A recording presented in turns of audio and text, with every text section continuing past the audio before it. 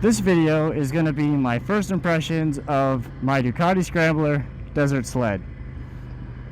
First thing I gotta say about this bike is it is insanely fun to ride. It is, it's just so much fun. It's got great acceleration, a beautiful exhaust note that you can feel in your bones when you get on the gas, solid cornering feel, and it really is that visceral experience that people romanticize about when they talk about motorcycles. And honestly, for the first time since my childhood, all of my expectations of a motorcycle have been met. I've got a giant overpowered dirt bike with a lumpy, throaty, powerful V-twin. It's my favorite color. It's a beautifully styled bike. It really checks all the boxes that I've been looking to check since I was 6 years old. I gotta say, I love it. I absolutely love it. Second major point with the bike is the quality. From across the showroom floor, you see the fit and finish. You see the quality of the components. It looks like somebody tried to make a nice bike when they built this thing, and I gotta say, it rides like that. It's got a tight dial feeling. It feels quality, and it's really well appointed with Brembo brakes, fully adjustable Kayaba suspension front and rear, like right down to the LED running light ring. Like it's just nice. The hand controls are super crisp, and they feel good. It's just, everything's just so beautiful on the bike. Now, from a riding experience standpoint, the wind on this bike isn't bad. I've ridden a bunch of other nakeds, I've ridden cruisers, and honestly, for a bike of this height that you sit way up on top of, the wind is minimal. It's honestly just enough to keep me comfortable on a day of plus 30, where the humidity is like 40 degrees right now. And I gotta say, I appreciate it. I'm not 100% sure how Ducati managed to make a tall, naked, dual sporty feeling bike really this good in the wind, but it is just this good. It is really comfortable. And on top of that, the rider triangle is comfortable. The bike layout pulls you in towards the bars, which is great because it centers you on the bike, which adds to how well this big, tall bike corners, regardless of the knobby tires. And it does corner great. This bike handles like a dream. The foot pegs, they're in like the perfect spot under your butt. They keep you in a nice athletic stance on the balls of your feet when you're just in a relaxed riding position. It really lends itself to being ridden, and it almost just makes you want to be a hooligan all the time. I gotta say, it is stunning.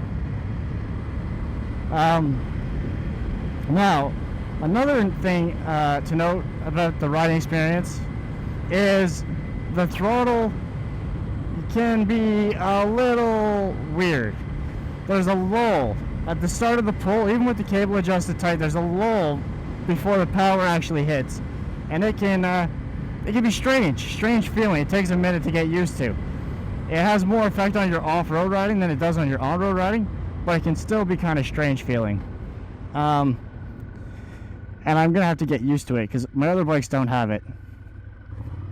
Now the clutch is a beautiful light clutch. You can pull with one finger or two if you're going off-road, which is quite nice. The shifting is great. I find I have to sit right at the edge of the friction zone though to avoid any false neutrals, but that's fine. My Rebel's like that too.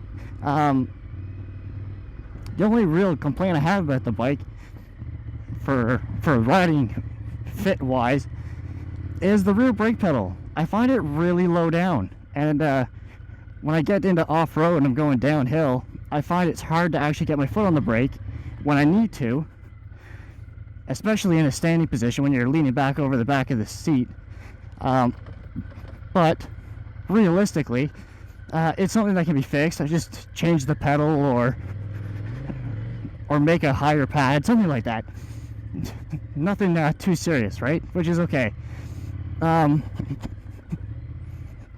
It's just a beautiful, beautiful bike. Take a second to open my visor. But I bought it because I wanted to be able to do some of this light off-road, but all the trails around me are tight and technical, so that light clutch and that super strong first gear are really really on point for me. I absolutely love how this bike rides off-road. It's like a tractor, except for it's a dirt bike. I don't know, I just love it.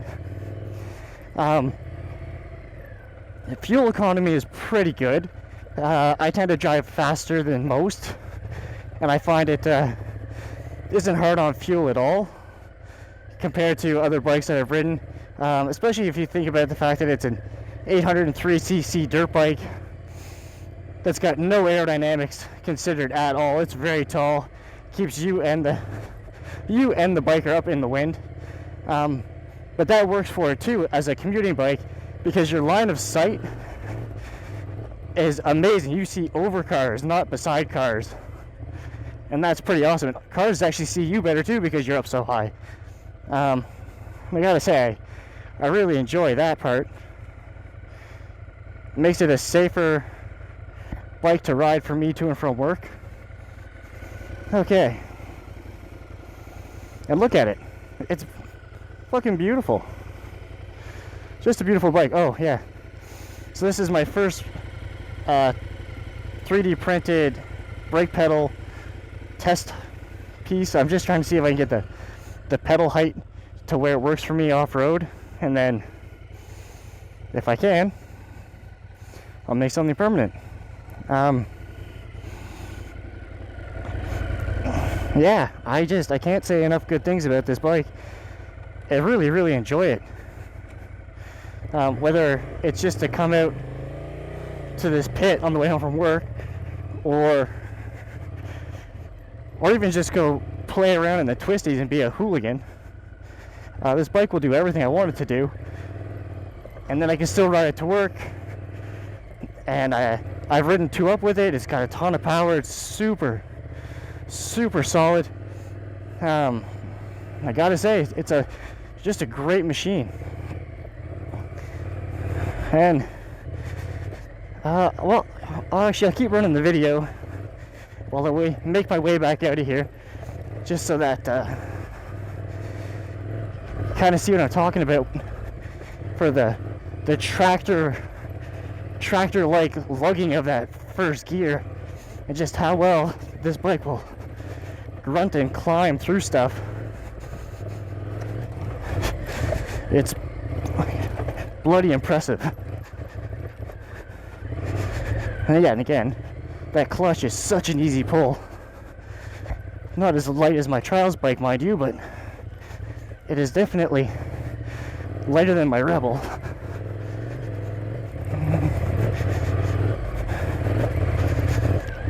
Yeah.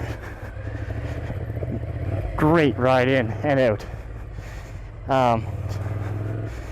Gotta say, I am absolutely floored with the quality and rideability of this bike.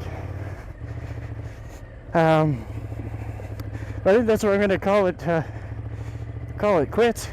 I gotta get home, get some grocery shopping done, but I'll throw up some highlight clips from my last week of commuting at the end of the video, just to take you guys out, and you guys can have a look at how crazy my drive to work can be. Anyways, until next time.